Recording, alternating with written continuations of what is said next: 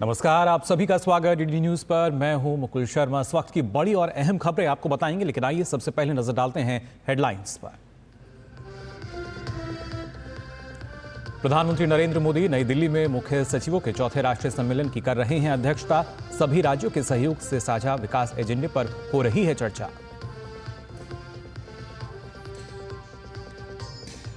गृह मंत्री अमित शाह ने छत्तीसगढ़ में प्रदान किए प्रेसिडेंट कल। कहा, पीएम मोदी के नेतृत्व में नक्सलवाद पर लगाम लगाने के लिए सरकार प्रतिबद्ध।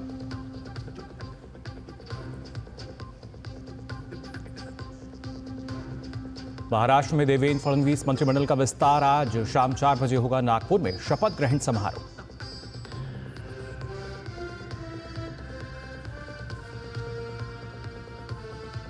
वन नेशन वन इलेक्शन के समर्थन में बहुजन समाज पार्टी बसपा सुप्रीमो ने कहा, दलगत राजनीति से ऊपर उठकर करें विधेयक का समर्थन।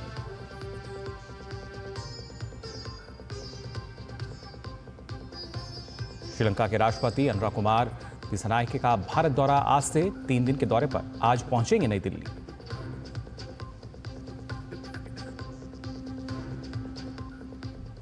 और आइए बुलेटिन में सबसे पहले बात करते हैं महाराष्ट्र की, जहां पर आज देवेंद्र फडणवीस की सरकार के मंत्रिमंडल का विस्तार होगा।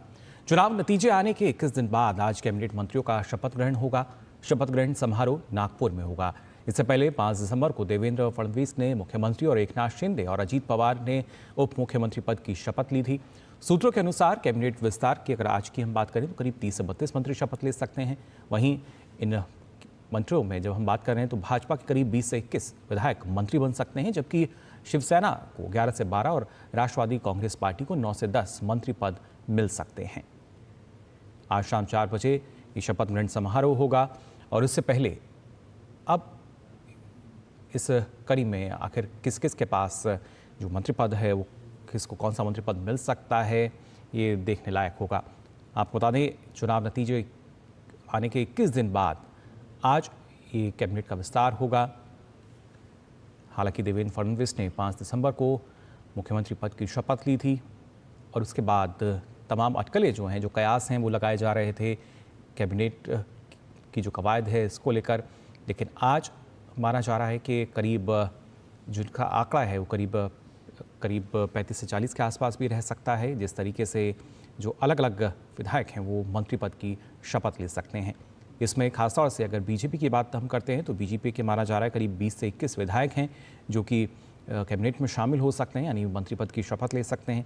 इसी तरह शिवसेना की अगर बात की जाए तो वहाँ भी करीब 11 से 12 मंत्री जो हैं उनको यहाँ पे शपथ दिलाई जा सकती है। इसके अलावा अगर हम बात करते हैं राष्ट्रवादी कांग्रेस पार्टी की, अजीत पवार की जो पार्टी है, वहाँ से भी करीब 9 से 10 मंत्री पद दिए जा सकते हैं।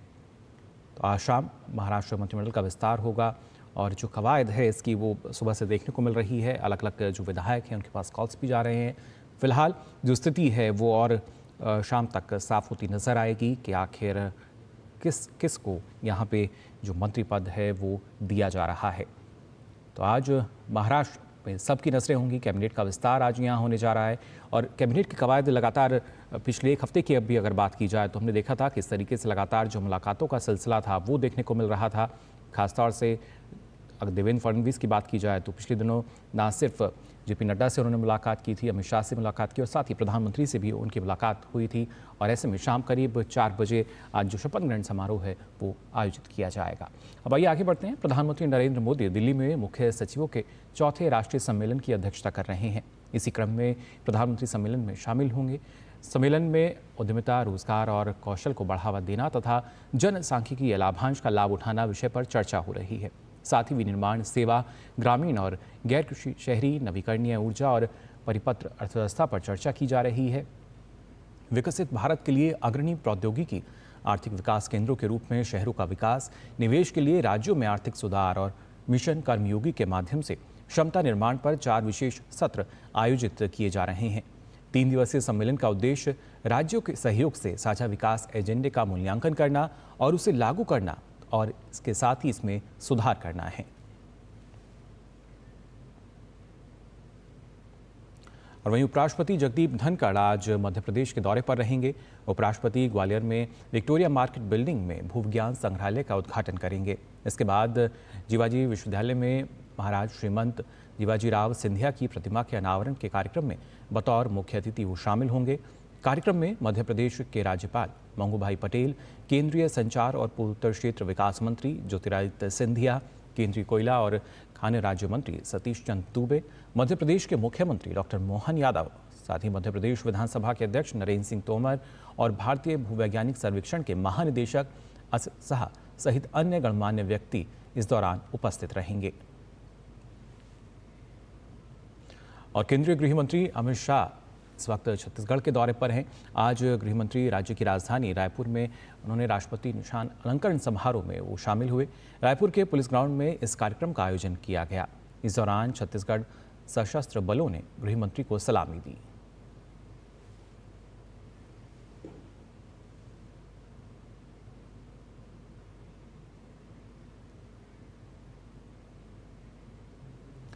और राजधानी दिल्ली में सांसदों का एक फ्रेंडली क्रिकेट मैच राज्यसभा सभापति 11 बनाम Lok Sabha speaker 11 major Dhyan Chand stadium में खेला जा रहा है।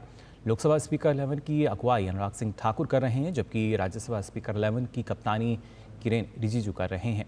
मैच का सीधा प्रसारण डीडी स्पोर्ट्स पर हो रहा है। टीबी के खिलाफ जागरूकता बढ़ाने के उद्देश्य से ये फ्रेंडली क्रिकेट मैच खेला जा रहा है।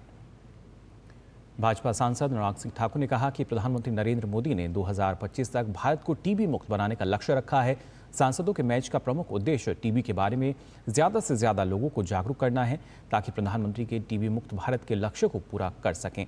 उन्होंने कहा कि 2015 से अब तक भारत में टीबी से होने वाली मौतों में 38% की गिरावट आई है। प्रधानमंत्री नरेंद्र मोदी जी ने 2025 तक भारत को टीबी मुक्त करने का एक लक्ष्य रखा है। दुनिया भर का लक्ष्य 2031 का है। अगर आप 2015 से लेकर अब तक देखें, भारत में जो टीबी से जुड़ी हुई मृत्यु है वो उसमें 38% की गिरावट आई है और जो नए केसेस हैं उनमें लगभग 18% की गिरावट है। दुनिया भर में ये लगभग 8% है। इसका मतलब भारत दुनिया से बेहतर कर रहा है। हमारा प्रयास सांसदों के मैच करने का ये था कि अब ज़्यादा से ज़्यादा जागरूकता हो और हम टीबी मुक्त भारत जो लक्ष्य माननीय प्रधानमंत्री मोदी ने रखा उसको पूरा कर सकें। और इस साल के एनटी अवार्ड्स यानी न्यूज़ टेलीविज़न अवार्ड्स में डीडी न्यूज़ ने अपना परचम लहराया है। आपको बता दें, अलग अलग श्रेणियों में यानी अलग अलग कैटेगरी में 5 अवार्ड्स डीडी न्यूज़ ने अपने नाम किए हैं। इसमें खासतौर से अगर बात की जाए, सबसे पहले हमारे पद्म कार्यक्रम को news documentary limited episodes Hindi श्रेणी में पुरस्कार मिला। डीडी न्यूज़ के एक और कार्यक्रम स्वच्छता वॉरियर्स को पर्यावरण जागरूकता सामाजिक विकास अभियान हिंदी, वहीं गुजराती श्रेणी में गुड न्यूज़ गुजराती को पुरस्कृत किया गया है। इसके अलावा G20 के 4K कवरेज के लिए डीडी न्यूज़ को सजीव प्रसारण तकनीक में उत्कृष्टता के लिए सम्मान से नवाजा गया। साथ ही राम मंदिर प्राण प्रतिष्ठा कार्यक्रम की कवरेज को televised live initiative by A news channel की हिंदी श्रेणी में सम्मानित किया गया। इंडियन टेलीविज़न.com प्राइवेट लिमिटेड द्वारा 2007 में न्यूज़ टेलीविज़न अवार्ड्स यानी एनटीए की शुरुआत की गई थी। इन अवार्ड्स का उद्देश्य उन लोगों को सम्मानित करना है जो इस इंडस्ट्री का हिस्सा हैं।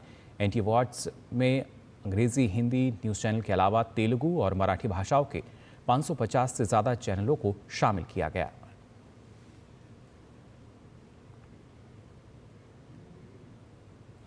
दिल्ली में अवैध बांग्लादेशी और रोहिंग्यों की पहचान के लिए पूरी राजधानी में दिल्ली पुलिस सर्च ऑपरेशन चला रही है। दिल्ली पुलिस के विभिन्न इलाकों में जाकर झुग्गी बस्तियों में रह रहे लोगों के दस्तावेज की जांच भी कर रही है। पुलिस ने लोगों से कई सवाल पूछे हैं, कई लोगों को हिरासत में भी लिया है। आइए देखते हैं हमारे संवाददाता मुकेश शुक्ला की ये ग्राउंड जीरो से रिपोर्ट। जी के आदेश के बाद दिल्ली पुलिस इस समय हरकत में है और इस समय हम वसंत कुंज के साउथ वेस्ट इलाके में है। ये बंगाली बस्ती कहते हैं इसको, और यहाँ पर भी दिल्ली पुलिस जो है वो लगातार जांच कर रही है। मेरे पीछे देख सकते हैं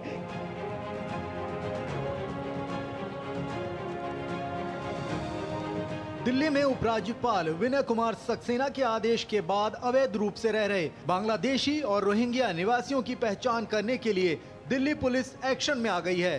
जो कभी ये कहते थे हम पहचान नहीं बताएंगे, आज वो अपने पहचान पत्र लेकर खड़े हैं। पिछले कुछ दिनों से दिल्ली के अलग अलग इलाकों में बांग्लादेशियों और रोहिंग्यों के खिलाफ स्पेशल ड्राइव चलाई जा रही है। दिल्ली के साउथ वेस्ट जिले के वसंत कुंज इलाके में स्थित बंगाली बस्ती में दिल्ली पुलिस की टीम पहुंची और घर घर जाकर लोगों के पहचान पत्र मांगे और उनके दस्तावेजों की पुख्ता जांच की। इस ऑपरेशन के दौरान दूरदर्शन न्यूज की टीम भी मौके पर मौजूद रही और इस अभियान की लाइव रिपोर्टिंग कर हालात का जायजा लिया।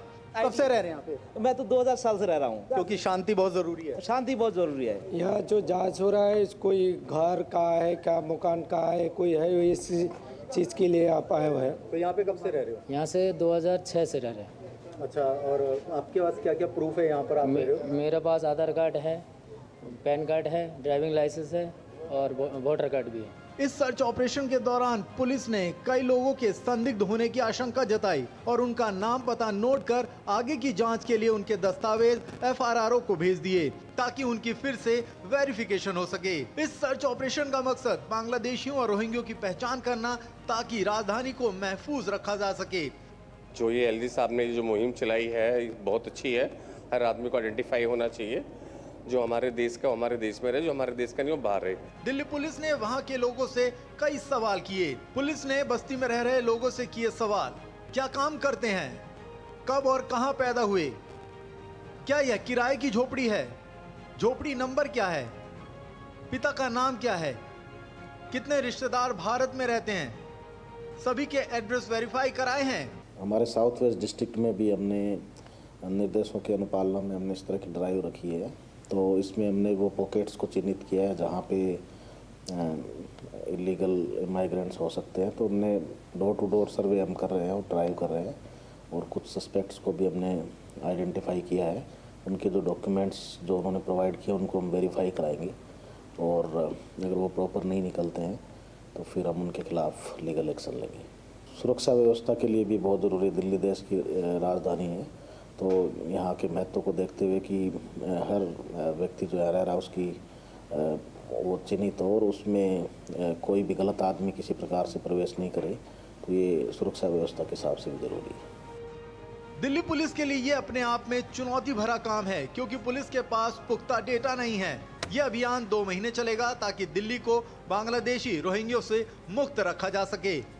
दिल्ली की शांति को यहाँ पर व्यवस्थित करने के लिए, लॉ एंड ऑर्डर को मेंटेन करने के लिए दिल्ली पुलिस की टीम यहाँ पर लगी हुई है। कैमरामैन कुमार दत्ता के साथ मैं मुकेश शुक्ला, DD न्यूज़, दिल्ली। और नौसेना प्रमुख एडमिरल दिनेश के त्रिपाठी आज इंडोनेशिया की 4 दिवसीय यात्रा पर रवाना होंगे। इस यात्रा का उद्देश्य दोनों देशों के बीच समुद्री क्षेत्र समेत व्यापक रणनीतिक साझेदारी को प्रगाढ़ करना है। नौसेना प्रमुख इंडोनेशिया के रक्षा मंत्री एवं सेवानिवृत्त लेफ्टिनेंट जनरल सजराफी सजाम सोइद्दीन, इंडोनेशिया के सशस्त्र बलों के कमांडर जनरल आगुस सुबियांतो और नौसेना के प्रमुख एडमिरल मोहम्मद अली समेत शीर्ष रक्षा अधिकारियों के साथ वार्ता करेंगे।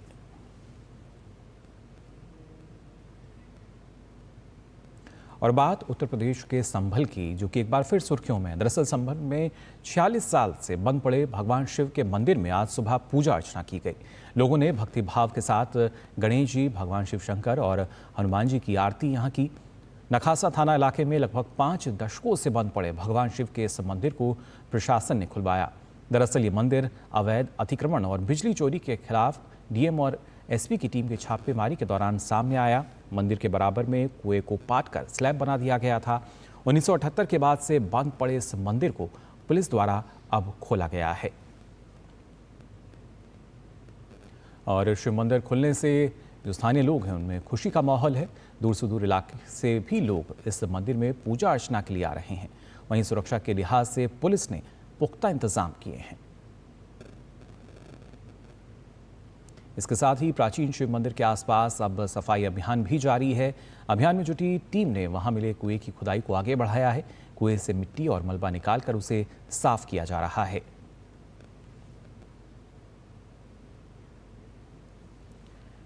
तो लगातार यहाँ की अगर बात की जाए, करीब 46 साल बाद जो पूजा अर्चना है वो यहाँ पर की गई और उसकी वजह से जो लोग हैं किस तरीके से उनमें कहीं ना कहीं एक जो खुशी का माहौल है वो नज़र आ रहा था। और ना सिर्फ जो आसपास के क्षेत्र हैं बल्कि जो वहाँ से दूर दराज के इलाके हैं वहाँ से भी लोग पूजा अर्चना करने के लिए पहुँच रहे हैं। फिलहाल हमारे संवाददाता विकास सिंह हमारे साथ जुड़ चुके हैं।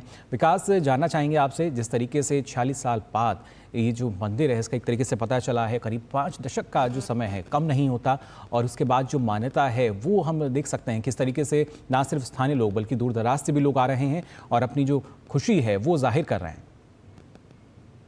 बिल्कुल, स्थानीय लोग खुश हैं काफी ज्यादा, क्योंकि 78 पे क्या बीती है यह वही लोग जानते हैं। वहां पर जिस तरीके से उस पूरे इलाके में 40 परिवारों का 40 हिंदू परिवारों का पलायन होता है, वहां पर क्या कुछ दर्द झेला होगा। 1978 में जो वहां हिंसा की घटना हुई थी उसमें कौन कौन लोग मारे गए थे, आज तक कभी राजनीति में, उत्तर प्रदेश की राजनीति पर इस पर चर्चा करने के लिए कोई तैयार क्यों नहीं होता है। ये सब तमाम सारे बड़े सवाल इस घटना के बाद उभर कर सामने आते हैं। आज सुबह वहां पूजन अर्चन किया जाता है, रुद्राभिषेक किया जाता है। भगवान शंकर और हनुमान जी का जो मंदिर कल मिला है, माना जाता है कि इस मंदिर को अति प्राचीन वहां के लोग मान रहे हैं। जो उन लोगों ने बताया यहाँ पे कि 46 साल पहले जो वहां पर घटना हुई थी, हिंसा की वारदात हुई थी, उसके बाद धीरे धीरे कर वहां पर ऐसा माहौल बनता चला गया कि हिंदू परिवारों का वहां रहना मुश्किल हो गया और वो सभी लोग उस जगह से पलायन कर चले गए। तो कहीं ना कहीं ये बात जग जाहिर है कि किस तरीके से वहां पर एक आतंक का माहौल बनाया गया एक विशेष समुदाय के द्वारा। वहां पर मंदिर के बगल में जो कुआं था उसे पाट दिया गया है। हालांकि अब प्रशासन ने वहां पर तमाम सारे सुरक्षा व्यवस्था के इंतजाम कर दिए हैं, वहां पर सीसीटीवी कैमरे लगाए गए हैं। आज वहां पर विधिवत पूजन अर्चन के कार्यक्रम आयोजन किया गया और जब तमाम सारे लोग पहुंचे हैं, ये बात दर्शाती है कि अपनी मान्यताओं को लेकर किस तरीके से उनकी आस्था रही थी, लेकिन एक डर के माहौल होने के कारण उस क्षेत्र में कोई जाता नहीं था। और ये वही क्षेत्र है, एक बार फिर से मैं बताना चाहूंगा, जहां पर एक समय था कि पुलिस भी कोई भी कार्रवाई करने से कतराती थी। वहां पर उस समय क्या माहौल हुआ, 78 के बाद 90 में 92 में लगातार वहां पर एक हिंदू समुदाय को वहां पर टार्चर किया गया, वहां पर प्रताड़ित किया गया। ये तमाम सारी बातें वहां के तमाम सारे बुजुर्गजन जो वहां के निवासी थे उस समय, वह अब बता रहे हैं खुलकर। लेकिन इससे पहले दबी जवान में भी बात करने के लिए वहां पर इस तरीके का माहौल था कि लोग बोल नहीं पाते थे। तो निश्चित रूप से एक बड़ी घटना है। सीएम योगी ने इस बात का भी आज जिक्र किया है, क्योंकि तमाम सारे लोग जो आक्षेप लगाते हैं इन सब घटनाओं पे, आज वह खुलकर नहीं बोल रहे हैं, क्योंकि यह मंदिर 46 साल पुराना कोई रातों रात बनकर तैयार होने वाला मंदिर नहीं है। यह अति प्राचीन मंदिर है।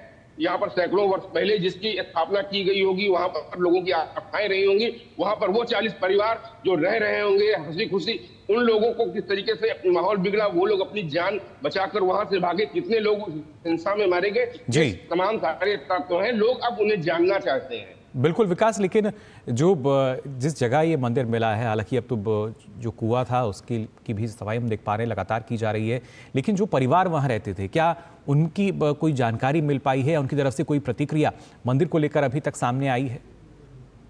जी बिल्कुल, उनकी प्रतिक्रिया आई है। उन लोगों ने वहां पहुंचकर बताया, कल ही तमाम सारे लोग वहां पहुंच गए थे जो वहां रहते थे। रस्तोगी परिवार वहां पर पहुंचा था, उन्होंने बताया था किस कदर वहां पर उनके, जब उस समय घटनाक्रम हुआ था, उनके गोदाम में आग लगाई गई थी, वो अपना पूरा घर बार छोड़कर वहां से किस तरीके से उस क्षेत्र से पलायन कर गए थे।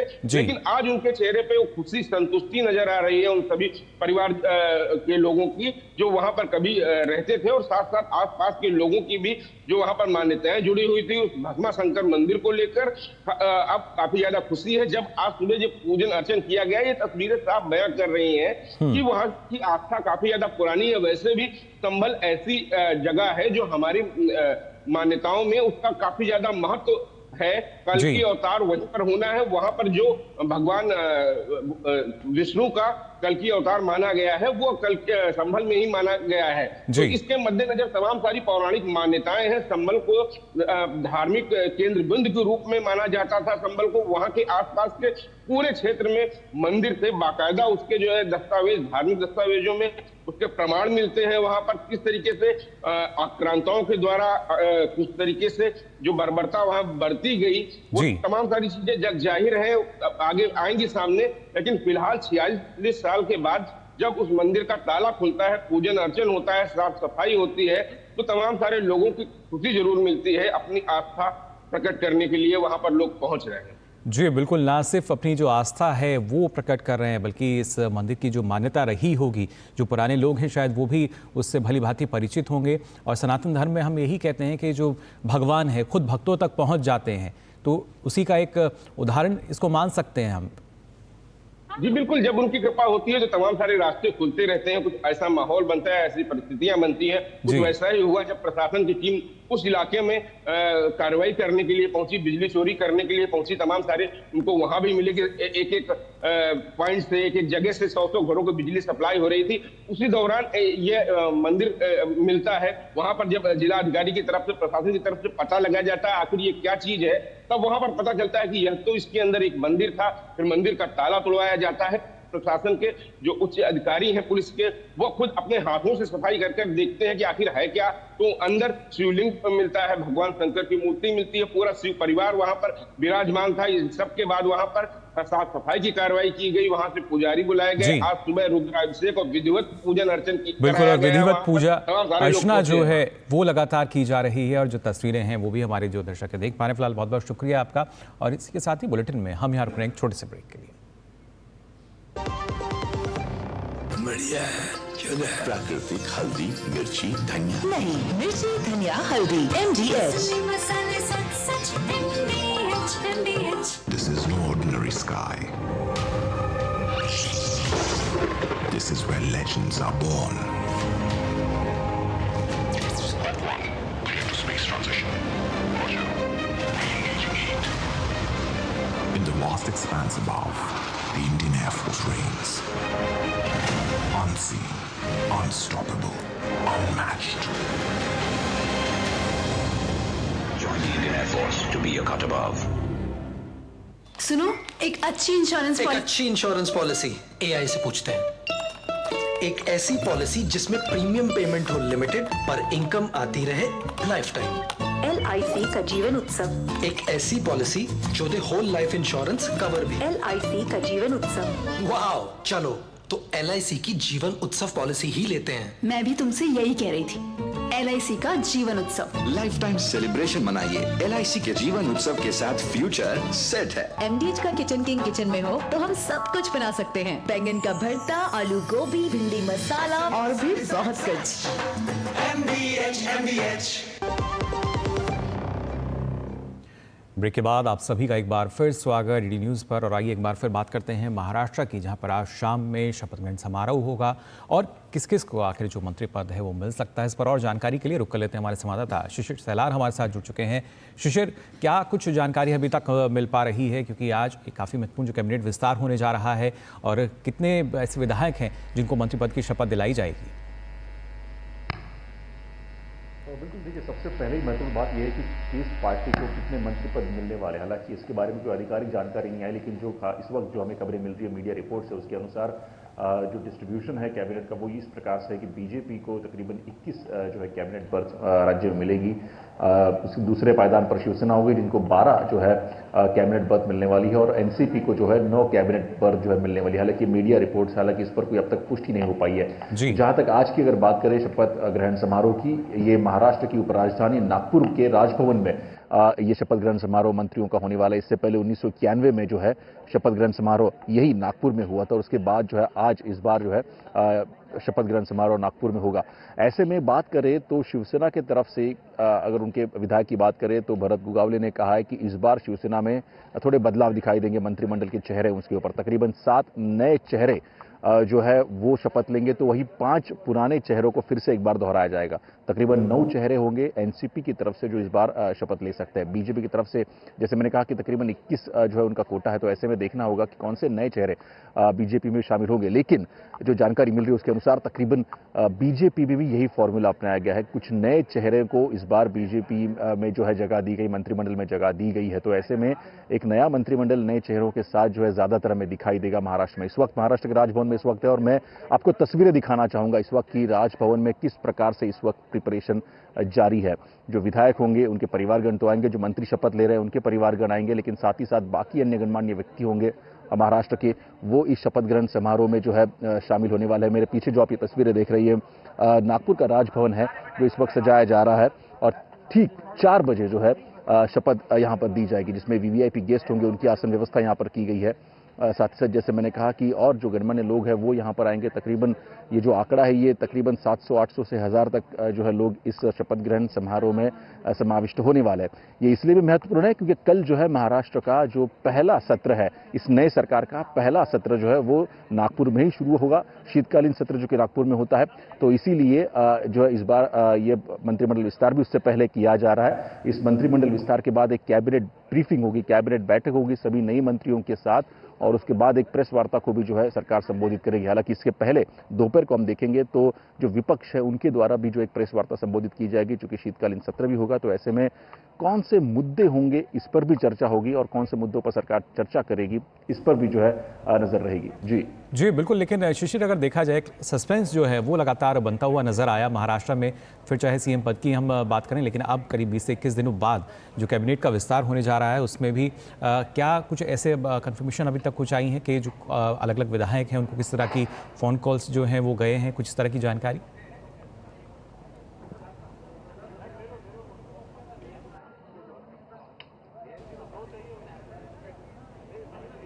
शिशिर, आवाज़ मिल रही है आपको? हमारे संवाददाता शिशिर बता रहे थे कि किस तरीके से अगर बात की जाए आज नागपुर के राजभवन में, आप देख रहे थे क्योंकि वहाँ पे लगातार आज जो शपथ ग्रहण समारोह है उसकी तैयारियाँ चल रही हैं और करीब 40 जो विधायक हैं वो मंत्री पद की शपथ लेंगे। बीजेपी के करीब 20 से 21 विधायक माने जा रहे हैं। तो आज ये देखना होगा कौन कौन से विधायक मंत्री पद की शपथ लेते हैं। आगे बढ़ते हैं खबरों में। बात अगर की जाए बहुजन समाज पार्टी की, तो एक बार फिर यहाँ आप बता दें एक राष्ट्र एक चुनाव का अब बीएसपी ने समर्थन किया है। पार्टी की मुखिया मायावती ने संवाददाताओं से कहा कि इस मामले का दलगत राजनीति से हटकर समर्थन किया जाना चाहिए। साथ ही मायावती ने कहा कि ये पहल राष्ट्र के हित में है। चुनाव होने से फिर हमारी पार्टी पर इन सब मामलों में बहुत कम खर्च का बोझ पड़ेगा। साथ ही इससे जल्दी जल्दी चुनाव आचार संहिता ना लगने की वजह से भी जनहित के कार्य ज़्यादा नहीं रुकेंगे। इसलिए हमारी पार्टी का ये मानना है कि इस मुद्दे की आड़ में कोई भी राजनीति करना ठीक नहीं है। अर्थात इस मामले में सभी पार्टियों को दलगत राजनीति से ऊपर उठकर देश व आम जनहित में कार्य करना चाहिए, तो ये बेहतर होगा, उचित होगा। इस सलाह के साथ ही अब मैं अपनी बात यहीं समाप्त करती हूँ। तो फिलहाल के लिए इस बुलेटिन में बस इतना ही, लेकिन देश और दुनिया की तमाम खबरों के लिए आप देखते रहिए डीडी न्यूज़।